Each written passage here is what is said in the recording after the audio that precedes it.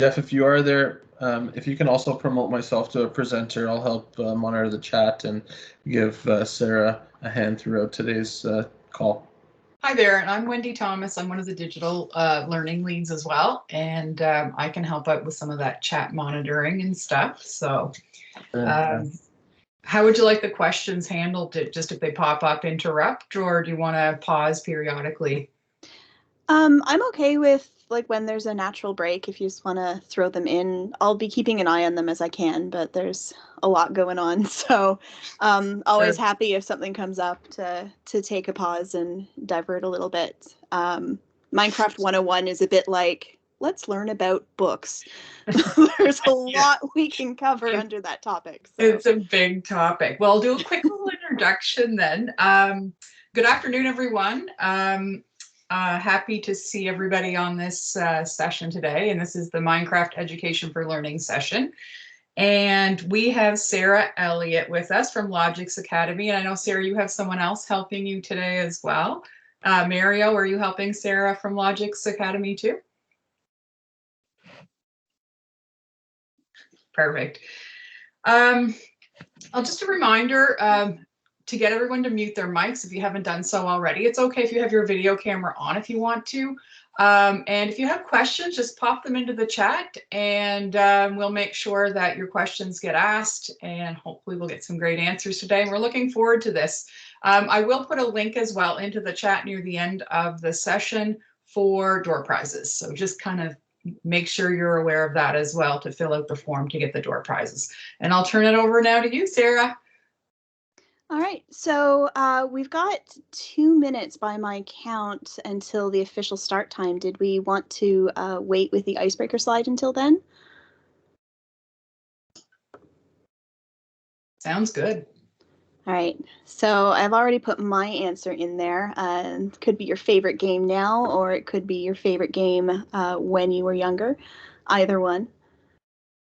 But it's always neat to see the reasons why it was everybody's favorite.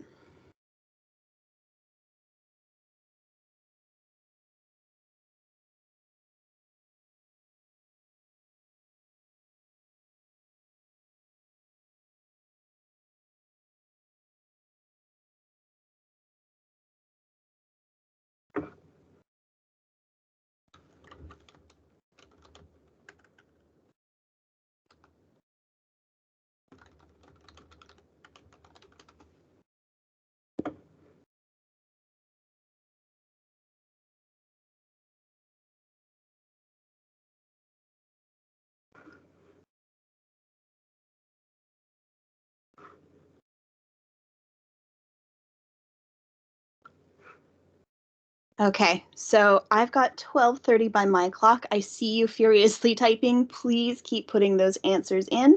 And I am going to get us rolling. What I'm going to do right now is I'm going to drop a link into the chat. This is a document of all of the links that I'm going to be using today. So I'll be posting them in the chat as we go. But if you miss any, you can always get them on that master document as well. Ooh, from the UK. Awesome. All right. So welcome everybody to Minecraft 101. This is a massive topic. It's going to be kind of a little tasting flight of everything that Minecraft can do, which is quite a lot. So just to give you an idea of who I am, this is me. So I am Sarah Elliott. I am the digital content producer for the Royal Ontario Museum. I am the lead on their Minecraft program. I'm an instructor for Focus Learning, so I actually teach with Minecraft in the evenings and on weekends, and I'm a trainer for Logix Academy, and you can see I've done a lot of stuff with Minecraft. If you have any questions at any point and you wish you had asked them during this presentation, you can always catch up with me on Twitter. I am always happy to help. And today I am here on behalf of Logix Academy. So just a quick overview, and I know we have a lot to get to today, so I'm just going to drop this in here. I will be going through this very quickly, but you can find everything at the links that I just dropped into the chat. So just to give you an idea, Logix has reached over 500,000 students and teachers across the country and beyond. And the vision for Logix Academy is to empower everyone, students and teachers alike, with the skills that they need to be tomorrow's leaders and innovators. You can find at the website an educator curriculum that has lots of lessons that you can do both with Minecraft and with other aspects of STEM. We offer training in many different things, including Minecraft. So if this went really well for you and you think you want to bring it into your schools, you can always reach us there. And there is a community, so you can connect with the peers and share knowledge that way. So the really exciting thing about today is that you can actually get credit for this professional development. So in the Microsoft Educator Center, which is at education.microsoft.com, if you go in the top right-hand corner, there will be a little profile picture. And if you click on that, you'll be able to redeem your achievement code, which I'm going to paste into the chat right now. There we go. And you will get credit in your transcript for the professional development that you've done today. So here is the Educator Center as well. And there we go. And I will go over this at the end again as well, so don't worry if you missed it right now. So a lot of people ask when I get started, well, why am I using Minecraft in the first place? Why am I using a computer game to teach my students? And I just want to really quickly throw this up. I know it's wall of text, and I hate wall of text, but in this case, it's absolutely necessary. This is actually from a 2017 research report on the effects of learning with Minecraft. And there are some improvement in STEM skills, which is what everybody kind of thinks is going to happen. But what they find is there's actually massive improvements in SEL as you use Minecraft. So you can click on that link that I just put in the chat if you really want to dig into this. But it improves reading, it improves writing, it improves problem solving, it improves communication and social skills. There are just so many benefits to this. So if you want to get Minecraft, you can go to the Minecraft Education Edition site. I've just got a couple other links I'm going to throw in. So you can download it. You can also test to see if your school already has access. What we find is that a lot of boards already have access and teachers don't even know about it. So you can try on the quick start screen to check your email address and see if you already have access. If you can't, you can still follow along today if you want to download Minecraft, because you do get some trials as you go through. I think teachers get 10 demo sessions before you have to get your license for it. So if you don't have Minecraft education on your computer, that is absolutely okay too. During the build along sessions, you are welcome to jump in the chat and backseat drive for me. So just a quick overview of what Minecraft looks like if you haven't seen it before. And I'm wondering right now if we can just use the chat, if you can give me just an idea of how familiar you are with Minecraft. 5 is super familiar. I am absolutely an expert. 1 is, what is this thing that we're talking about, this Minecraft? So if you can just give me a quick indicator of where you are. All right, some brand new. So I will absolutely explain this in a little bit more detail. So Minecraft is a block-based game. Everything is squares, sometimes to hilarious effect. And this is what your screen looks like and what you'll be seeing when I demonstrate in just a moment. So there are, very helpfully in Education Edition, you have the ability to put your controls on screen. But essentially what's happening is this hand is controlling my movements through the game, and this hand is controlling my camera angle and my interaction with the world. So I've been doing this a while. I kind of have these keys in muscle memory right now, so I don't have this displayed on my screen, but if you need it, it is absolutely there for you. What we see when we move through the world is that we have kind of a heads-up display. Minecraft is all about building, so you have an inventory, and the hotbar is the 9 items in your inventory that you have immediate access to.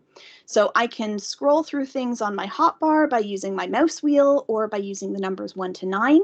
What is in my hand is what I will put down in the world. If I decide I want to plant these roses, I would right-click for place.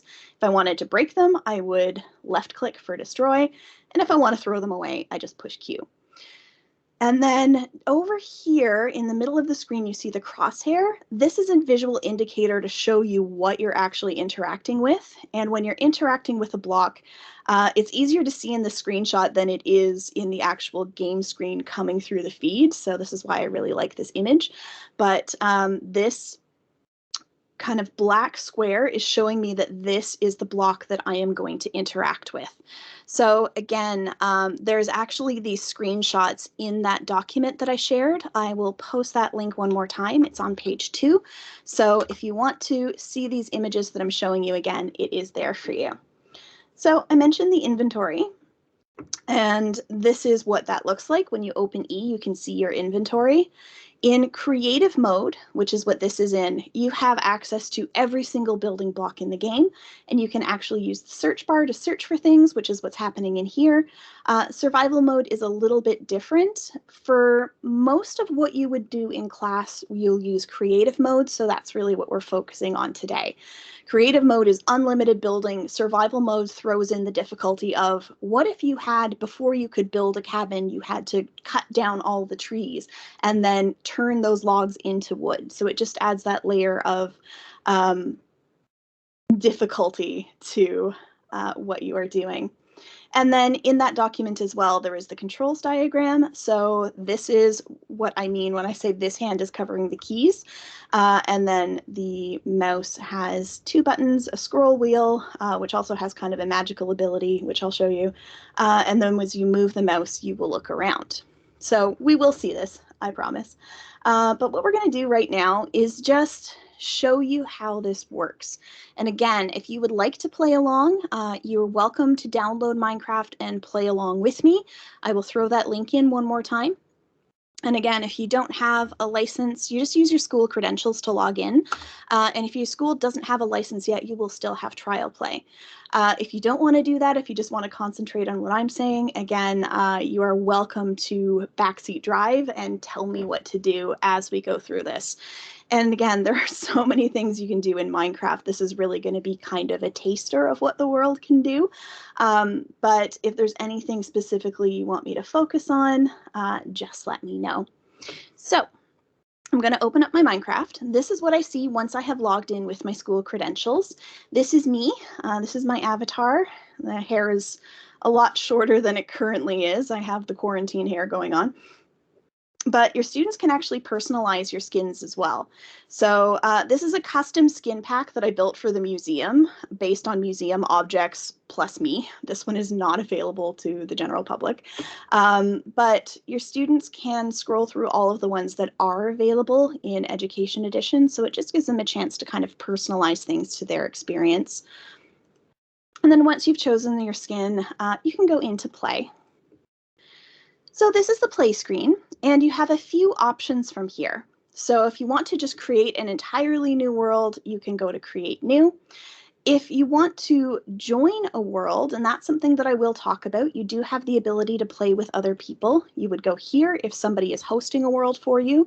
And if there is a map that you got from the learning library or the lesson library, which I'll show you in just a bit, you could go to Import and import that lesson. If you've been playing for a while, all of the worlds that you have played with are here.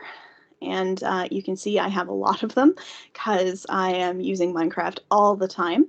But if you want to pick a world that has already been built, you can go into the library. And in the library, you have a few options.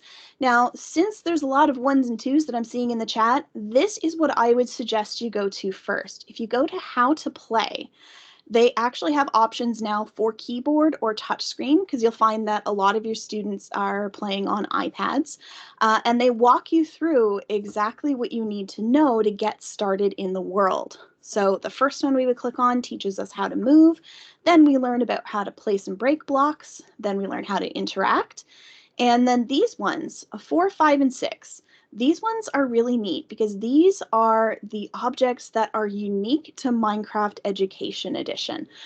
So even if you have master Minecrafters in your class who've been playing on the other versions of Minecraft that are available, this will be new to them as well if they've not used Minecraft Education Edition before. And I'll go into those once we're in the world.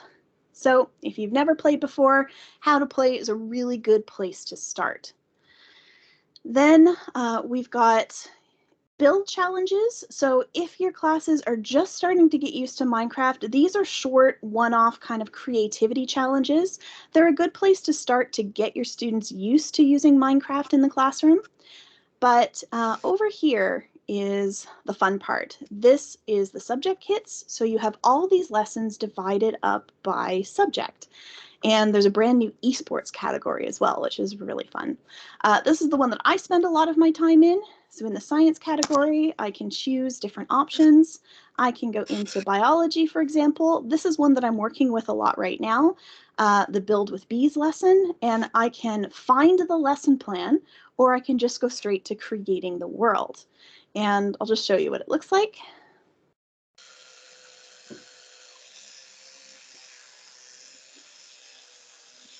There we go.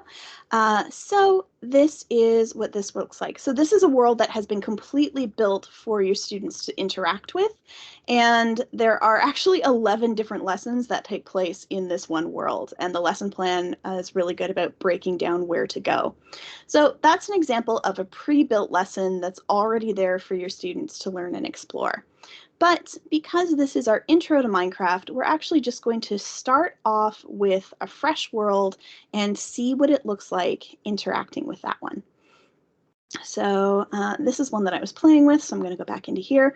Blocks of grass is available in biomes. Go into biomes. It's the very second one.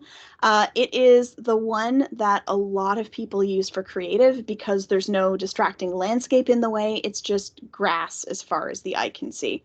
And I'm actually going to go back in there because I was demonstrating a couple things in there. And there we go. So we're just going to play around a little bit. So this is my blocks of grass world. As you can see, there is a whole lot of nothing here. I just press spacebar twice so I can fly. It's a really good way to get around in creative mode, especially if you are doing really big builds. And what we have here is a couple of blocks that I was demonstrating. So this is one of the other unique things to Minecraft Education Edition. These are allow and deny blocks. So right now, I am in the same mode my students would be in. And I know there's a lot here, so I'm actually going to throw one more link into the chat. Minecraft Teacher Academy, if you're interested in using Minecraft, is a really great way to break down everything that I am showing you right now. So I'm just going to throw that link in the chat for you. Everything I learned about Minecraft Education Edition, I learned from Minecraft Teacher Academy. But these blocks right here are really neat ones because I'm in student mode right now. And what I have done is this is a hypothetical world in which I don't want my students to interact with anything except in this specific area, or this one right here with the suspiciously different ground type. So what I have done in this world is I have taken this block, which is the allow block, and I have placed it down in certain locations so that my students can't build anywhere but where I have placed those allow blocks. I'm going to change my mode by typing /WB, and this is all in Teacher Academy, so you don't have to worry about writing anything down right now. It's all there for you. But if I change myself into World Builder mode, I can actually break these blocks now and show you that there's allow blocks under here, and that's why my students can actually build. And there's a lot of reasons why you might do this. One of my favorite examples is when I'm teaching my students to play Minecraft for the first time, I actually have an idea store that is visually modeled after an IKEA. And in it are a lot of different things they can build. And I don't want my students accidentally breaking them. So what I have done with that world is I've gone into my settings. And in settings, you have two different categories that you can control. The world preferences really have to do a lot with just this world and how it interacts. So in this world, they've given you kind of the most common commands that teachers want to change. Fire spread on is great if you're modeling forest fires, but if you want to make sure that your students can't burn down each other's structures, you can turn that off. Same with TNT, we can turn that off so that it does not explode. You'll find your students are very, very familiar with TNT pranks and causing giant holes in the world. But the classroom settings are the ones that control how students on your world can interact with it.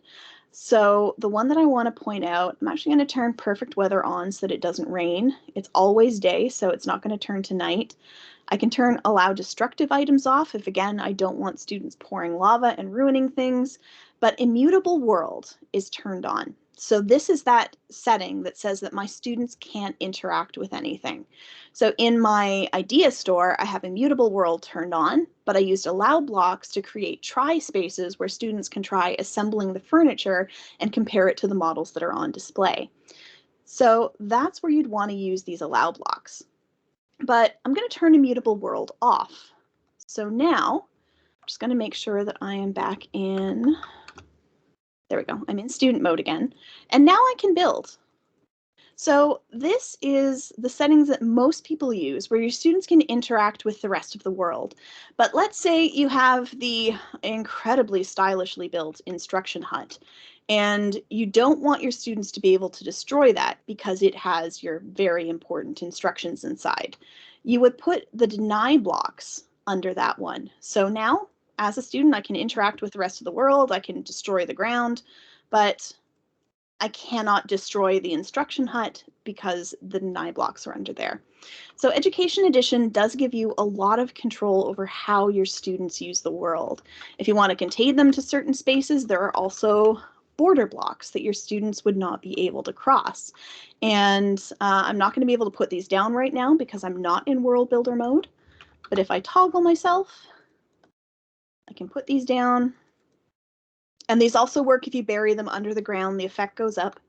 But then if I'm in student mode, I cannot cross this barrier, no matter how high I am. Oh, this is another really good way you have of controlling how your students use the world. So I'm going to toggle myself out again, and I'm just going to give some examples of building and things that you could do.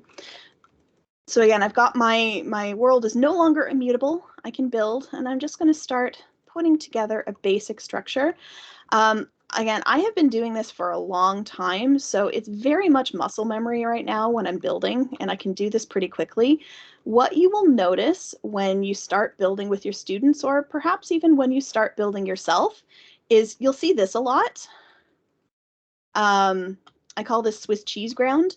And Swiss cheese ground is one of those signals that the user is not quite gotten the hang of break and place yet.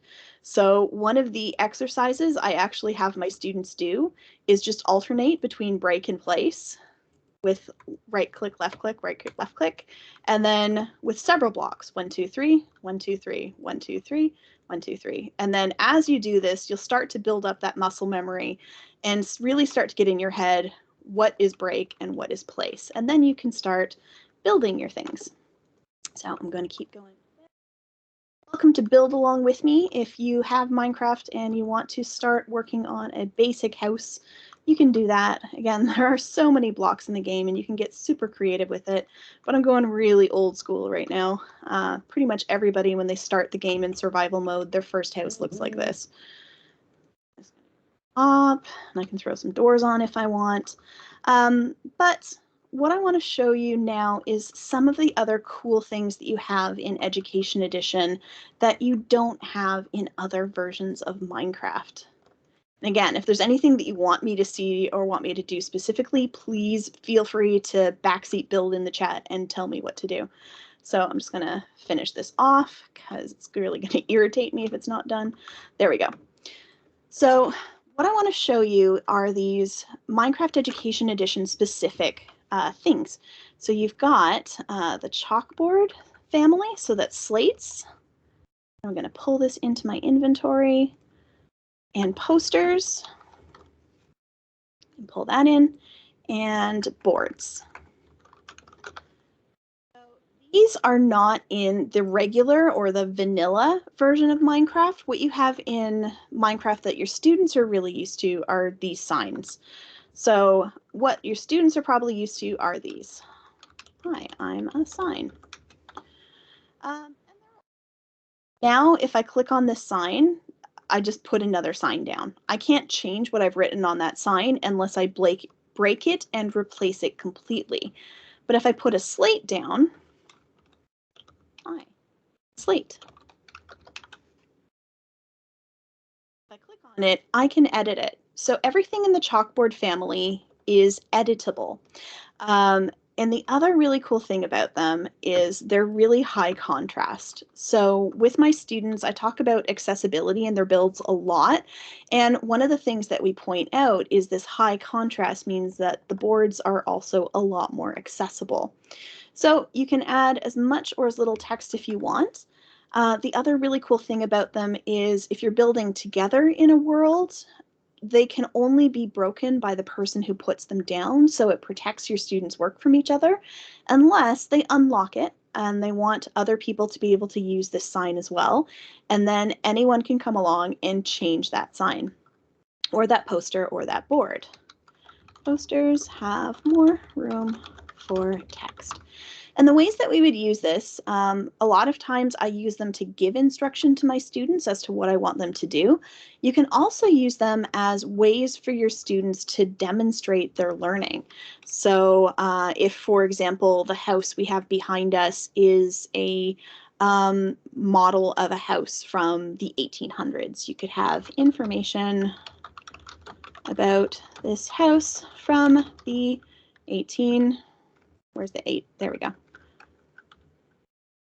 Which is why, there we go. Lots of info that takes up this really big space. Okay, so there's loads of space on that board. So they're really good ways of delivering information, but also collecting it for your students. And a lot of people ask, well, how do you assess their learning in Minecraft? There's tools for that too. So I'm going to grab a camera and a portfolio.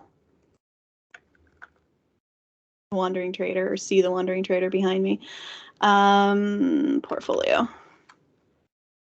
I don't have my sound share turned on, but he and his llamas make a lot of noise that is a little bit distracting when you're trying to explain things at the same time. There we go. Okay. So this is your camera, and this is one of the Education Edition exclusive things that is really good for assessing what your students have done. So let's say you've got 30 students in your class and you don't have time to go into each of their worlds and see what they've done in response to the assignment you've set. What I can do as a student is I can use this camera to take a picture. I can also, if I can build in the world, take a selfie, which is really fun, and you'll find your students will do a lot. Give me. If I go into the portfolio, it's a collection of all of the pictures you've taken, and you can actually add captions. Selfie, my house. So this one is good if you're just assessing kind of little snippets of what they've done.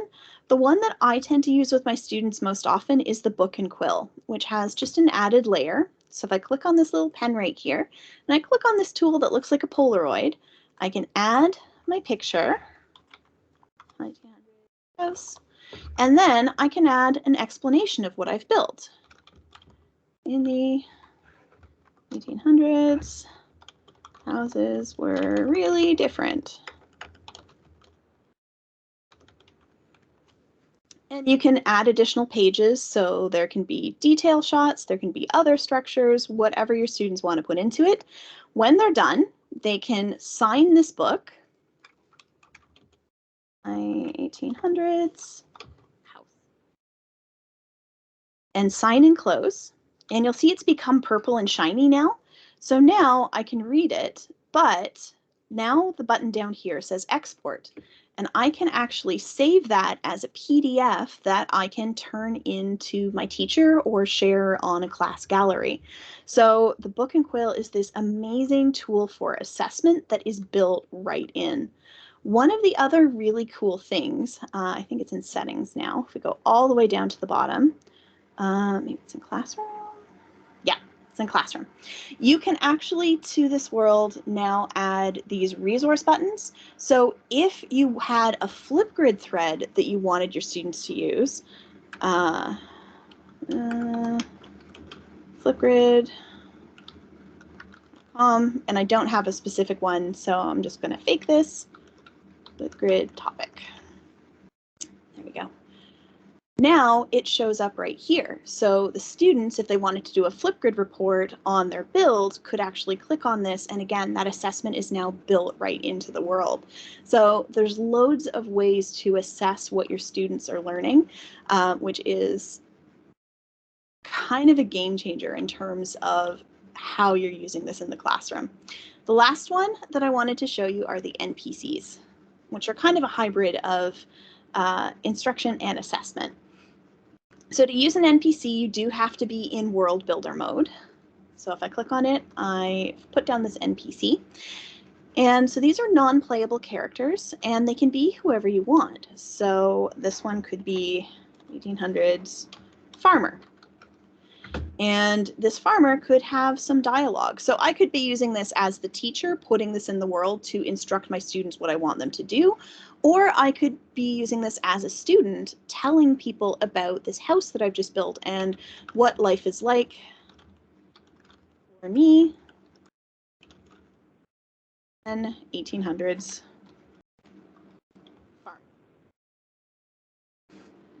Then I can pick the appearance of the farmer, and I always loved the owl man. It is my favorite one. And if I go into advanced settings, here's the fun part as well. I can add links and I can add commands. The commands are a little bit more advanced, so we're not going to cover this in Minecraft 101. Just know that you have the ability to have these NPCs, for example, give your students the camera and the book and quill. But you can also add links. So you could add links to your virtual classroom. You could add links to sources that you want the students to use. You could add that link to the Flipgrid thread in there. Or if your students are using the NPCs, my favorite way to have them use the links is to include the sources they used so that they're citing their work with the NPCs. So if I go in here,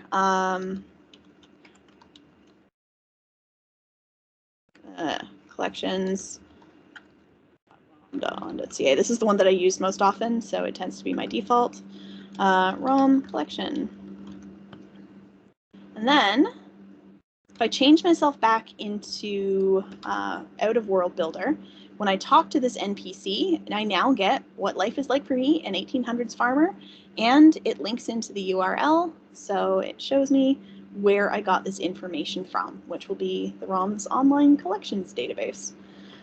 So that's the final Education Edition specific tool that really helps with delivering instruction and for assessment from your students.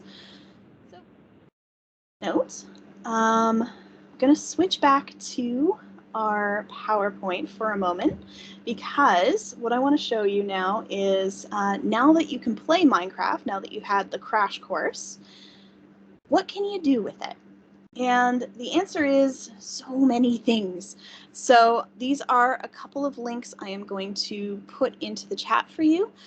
There are libraries of lessons that have been developed by teachers for teachers, and there are thousands of them in the Minecraft lesson library. So you can go there and explore by subject. You can explore by education standard. There are many, many ways to find those lessons. So if I click on this, there we go. Sorry, it's slow to open up while I'm streaming. So there it goes. So again, I can go into science. It has some key lessons that tend to be kind of the greatest hits, but you can really search by anything. So if I want my class to learn about bees, I now have 18 bee-related lessons that I can pick, and they come with detailed lesson plans, they come with resources, and it's a hugely valuable library of lessons. But let's say that, again, you're pretty new to Minecraft and you need just a little bit of extra support. Logix Academy has their own lesson library, and in that lesson library you'll find lessons that you can find in the Education Edition library, but they come with two things. They come with a teacher support video that gives you some additional tips on how to run this lesson with your students and things that you should know, and they come with pause and play videos for your students. So if you're not comfortable walking your students through these lessons yet, the pause and play videos will actually do that for you. I have a couple of them in there from Build with Bees and Create Your Own Museum, and they are being added to all the time. So every time you come back, there should be something new. And it's really up to you. You could just use the teacher videos to get your support and then deliver it to your students. But again, if you want that additional support, you can have a Minecraft expert walk your students through it as well. And then they can pause the video, go off and do what they've been instructed to do, and come back to do it. So those are some resources that are available to you. So what we're going to do now is we're going to have a little bit of fun and do a build challenge. So we're going to open up Minecraft Education Edition if you have it. Again, if you want to download it for this build challenge, here is the link to grab it. And if not, again, you are absolutely free to backseat drive with me. You don't have to do it immediately as well. You could watch me and then go off and do it. You can share screenshots with us at Logix Academy because we would love to see what you build. So I'm just going to drop that into the chat as well. Are the student videos offered in French? That is a good question. Most of them are in English right now, but I know there are definitely plans to get some in French as well. Some of the Logix instructors are bilingual. There we go. All right. So, boop, there we go. So if I want to design my ultimate teaching and learning space, this really could be anything at all. It could be a completely wired up classroom with workstations so all of your students can play Minecraft Education Edition. But I'm going to play around a little bit and see what it gets me, and I am going to attempt to design my ultimate outdoor learning space. So whichever way you want to go is completely up to you. Maybe your ultimate teaching and learning space is in a greenhouse. Maybe it's in a museum, which is where I teach when I am not doing this. But that is going to be our challenge. So I am getting it to give me a completely random world. This is completely randomly generated, and it's going to be teaching. And we'll see what it gives me. My teaching space might be on a desert island. But this is half the fun. There we go. See, I am in survival mode by default. I'm going to change that, but just to give you an idea of what that means, when I open up my inventory, I don't have all of those things that I had before. I have nothing in my inventory because I'm in survival mode. So I'm going to punch down this tree, and I can start to collect resources that I will be able to turn in to different building tools and materials and things like that. So that's really the big difference between creative and survival mode.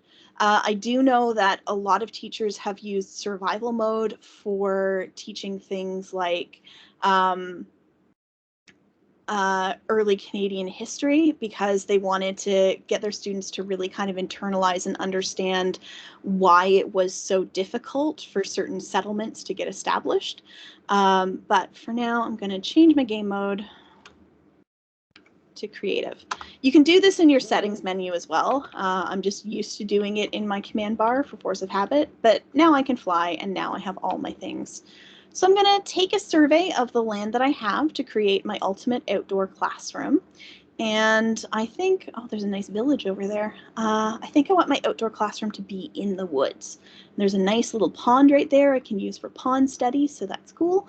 But I need a place for my students to actually be able to sit and have a little bit of shelter. So this looks like a nice little area here. This tree's in the way, so I'm going to get rid of it. And I'm going to start to build my outdoor classroom space. So again, feel free to drop in things that you think I need in this space as I'm building, or build along yourself in Minecraft Education Edition. Again, you don't have to complete it right now. You can always complete it later and share your screenshots with us on Twitter. But right now, I'm just going to put some supports in there, and then some supports in there.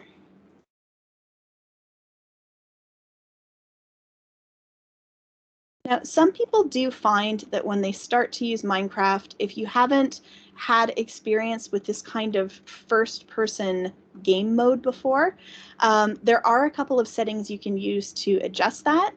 The one that I always use, which I believe is in video settings now, if I scroll down, yes, this setting called view bobbing. If it's on, your view will actually kind of jump up and down like you're taking steps and your head is going up and down. For people who aren't used to this, that can be kind of conducive to motion sickness. So the first thing that I always do is turn that setting off. All right. Build again enough space that I can have a shelter for my students. And okay, I'm going to create a roof on this, and I'm going to use a different block for this one. Let's say I use some, I'm going to use, oh, I know what I want to use. I want to use some slabs. Let's get some dark oak slabs. Great, and I'm going to put these on top so that if it rains, my students have a space where we can still learn and shelter in our ultimate outdoor learning space. As I'm building, anything that you can think of that our outdoor learning space is going to need. Oh, we have llamas in our outdoor learning space. The llamas do spit. The animals in Minecraft, especially the ones that have been added more recently, they do try to make at least somewhat scientifically accurate. There is great stuff you can do with the bees. The bees will actually pollinate flowers. Let's get a bee so we can show you that. Why there's so many bee lessons. But the bees are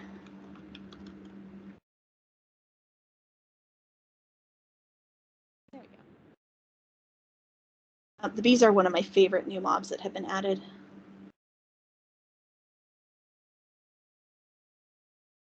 Spend a little bit longer doing this.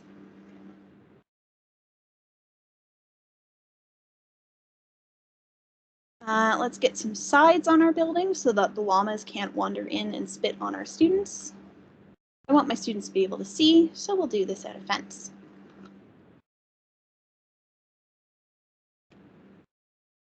There we go. All right, you're safe from llamas on that side.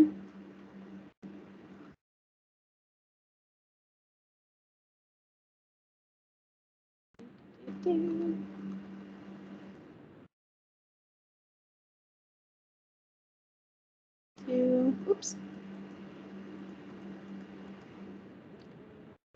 And we're going to need some lights in here for when it gets dark.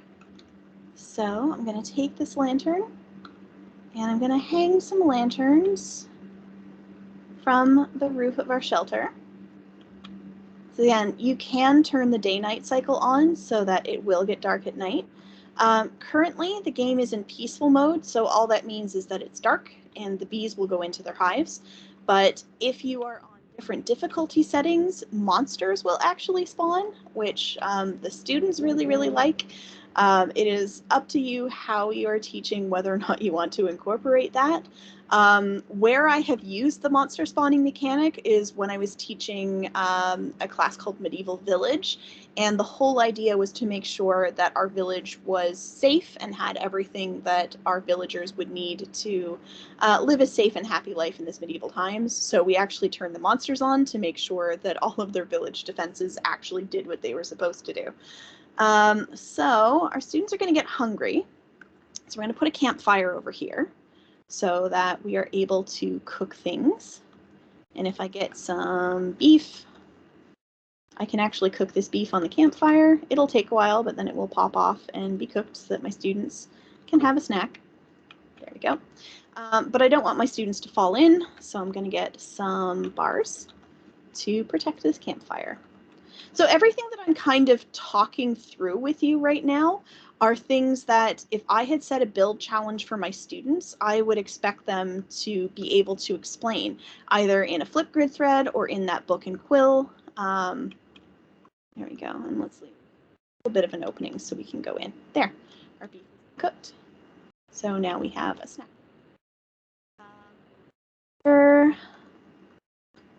We could set up a little station so that we could do our pawn study. So I'm going to get a chest.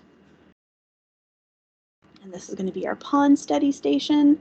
And we're going to need teachers in this world. So I'm going to grab that NPC egg and I'm going to add a teacher as well. So let's get our NPC in folder mode so it'll work. And llamas are in the shelter. Teacher. What can you discover in the pond? And see what you can catch. And then I could add links and things if I wanted to, but our teacher is now giving instructions. To make a fishing rod, there is a crafting recipe for it, but we're in creative mode, so we can just get ourselves a fishing rod and put it in the chest for our students to use.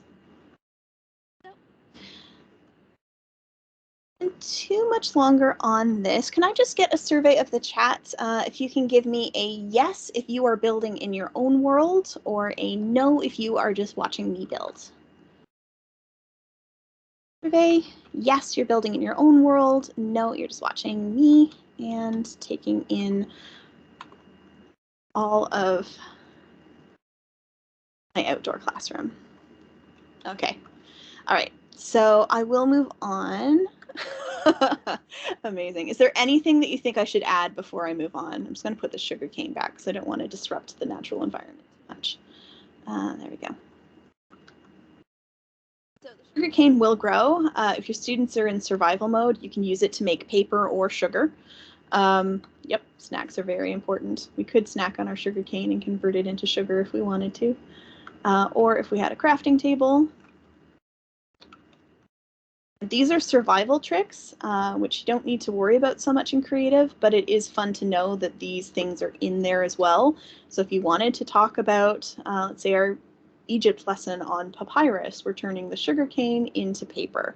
And then the paper you can combine with leather that you get from cows and make books. You can combine books and wood to create bookshelves, and there's just so many different things you can do. So if you wanted to go kind of that way with your lesson, you could absolutely do that. You had no idea about the beef in the campfire, Wendy. Yeah, it's a really, really fun mechanic. One of the ones my students was really, really excited to show me the other day.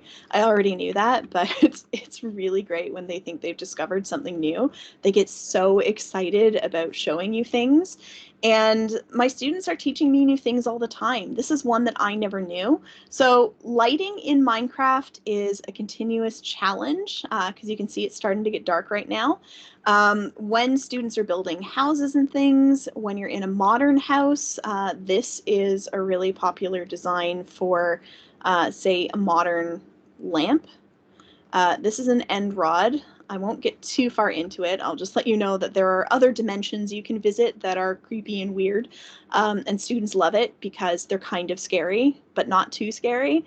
And it's the perfect kind of balance of this is creepy, but not so creepy. I don't want to do this. But if you combine these things that you get from that dimension and this mushroom block, you get a nice modern lamp, which is really cool. But Minecraft builds can be really large, and if they're blocked from the sun, they get really dark. And if you're in one of the difficulty modes, they'll start to spawn monsters. So you don't want to have a million lamps in your house. And one of my students taught me this. Give us light block 115. So now I have this awesome invisible block that I can walk through, but it creates light, so I can light things up without having to figure out how to design a lamp, which gets especially challenging if you're in a build world that in theory would not have lamps already. So this is one of the really cool things about using Minecraft. Your students will teach you things, and it's incredibly empowering for them to be able to do this and show you something that you didn't know. So as you're introducing Minecraft Education Edition to your classroom, you do not have to be the expert.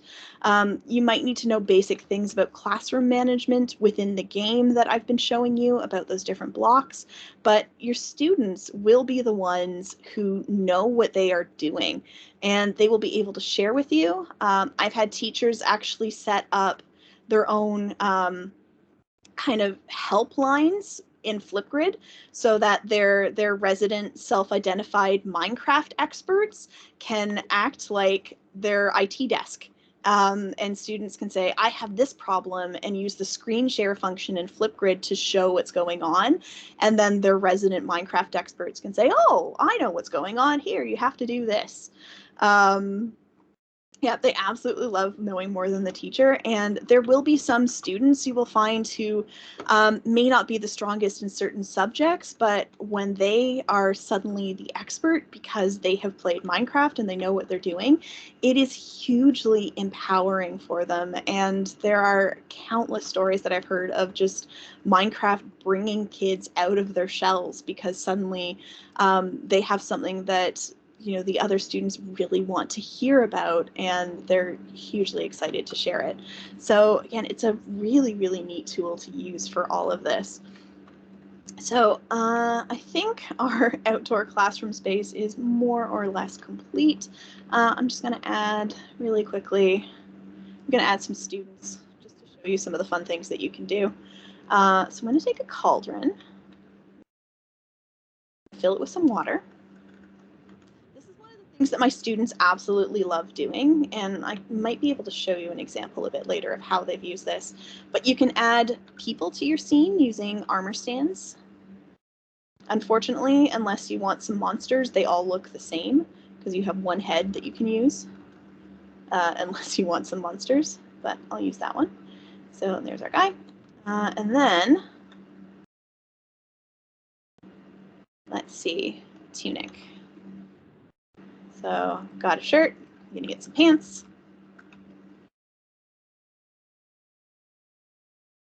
And some boots. And some dye. If you're teaching about history, you can talk about how we make clothes, how these things come from nature. You can actually make these dyes from the flowers that you find around and the squid ink sacks. So there are some mini lessons in there. I'm just going to give him a shirt. I'm going to give him some blue pants. I'm going to give him the boots. And this is a student who is documenting their learning, so I'm going to give them a camera. And then I can change their position. And dabbing, that's great. Students dabbing with the camera. And you can fill up your scene that way. And I actually had a student, we were talking about maple sugar. It was about springtime, and we had a fun zone, which is kind of like a build challenge about maple sugar. And we told the story of the trickster from Anishinaabe stories and teachings, who taught the people how to make maple syrup. And the student used armor stands to create the entire scene of the story that I had told them, of everybody in different positions using heated stones to boil off the sap and make maple sugar. So again, there are many different ways that your students can engage in this, and so many fun things that you can do. So I have about 10 minutes left. So I just want to show you again that you can get credit for this in the Education Center. Also, I'm just going to add this to the chat. If you joined us but you hadn't registered for this, if you can, there we go. I'm going to take that out. Boop. If you can just sign up and register now, if you haven't registered through the Logix page, you'll get access to the recording of this. So I know I've covered a lot, but you can always go back and get it as well. And then to get your credit on the Educator Center, what we're going to do is go to the education.microsoft.com. So I'm going to pull this over here. Oops, I am in the wrong profile. Can I find my other profile? Sorry, everyone. Education.microsoft.com. There we go. All right. So I'm already logged into this one. If I go here and I click on the profile picture, I can go to redeem achievement code.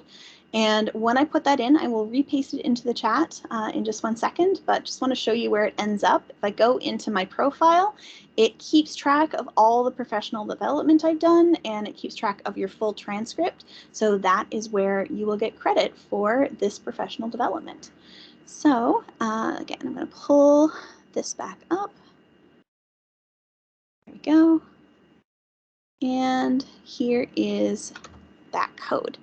So education.microsoft.com, put in this redemption code and you will get credit for this professional development.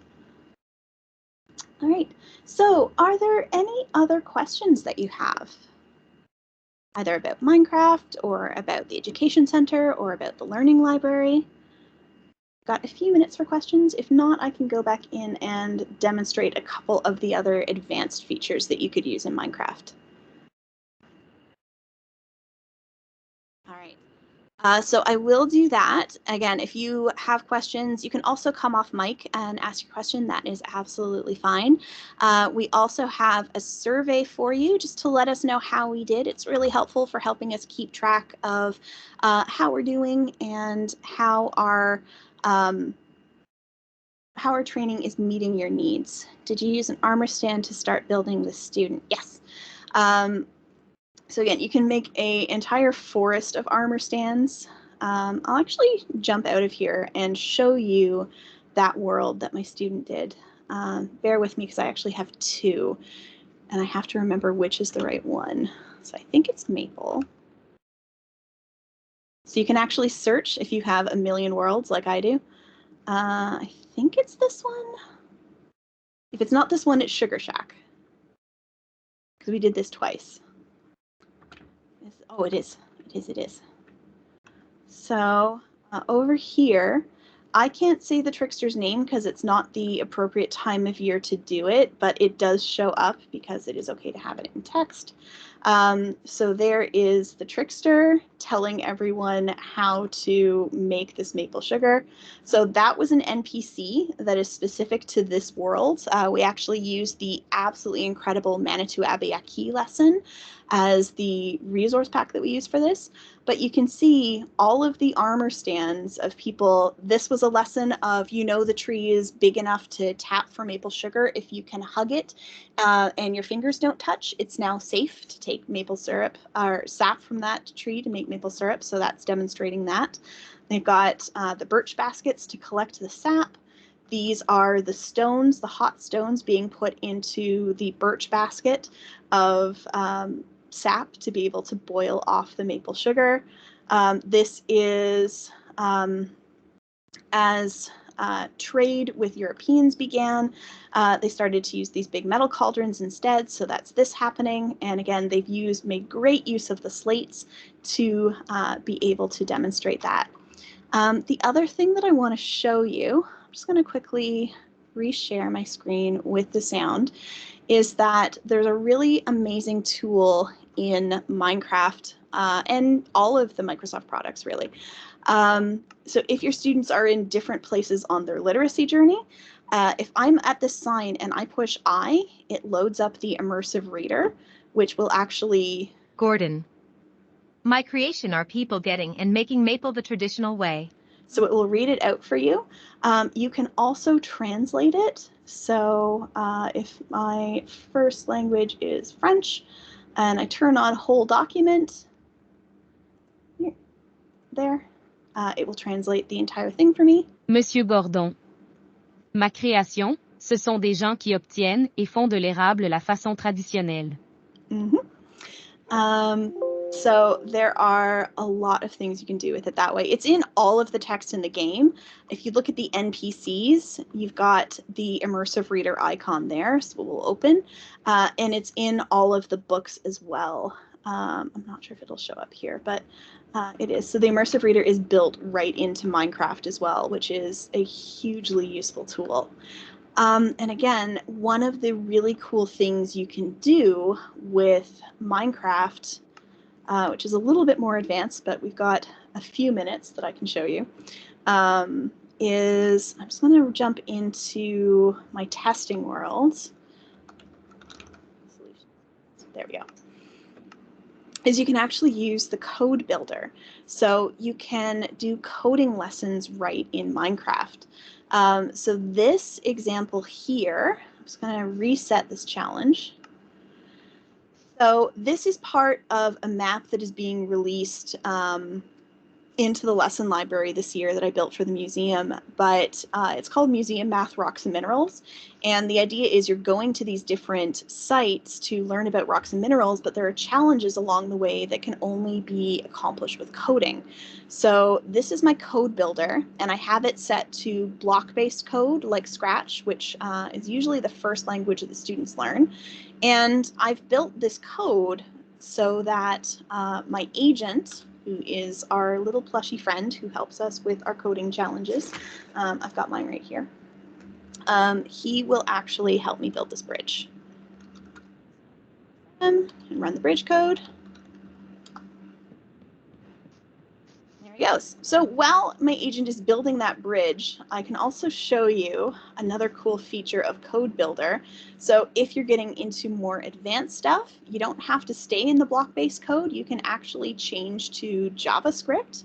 And I know we talk a lot about the, there we go.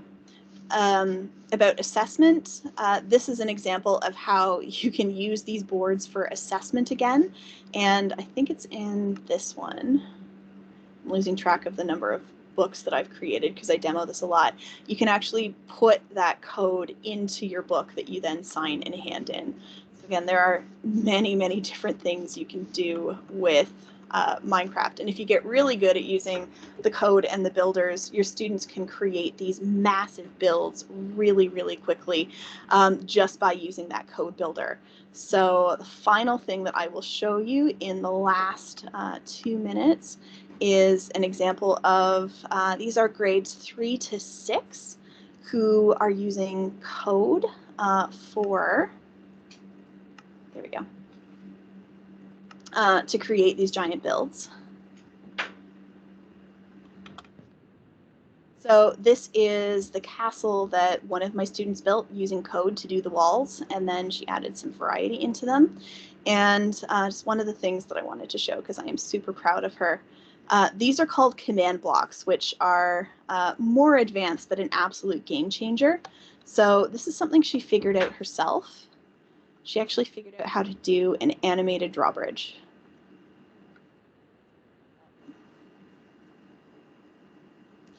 All that's doing is using code to copy these animation stages she has from this location into this location in series.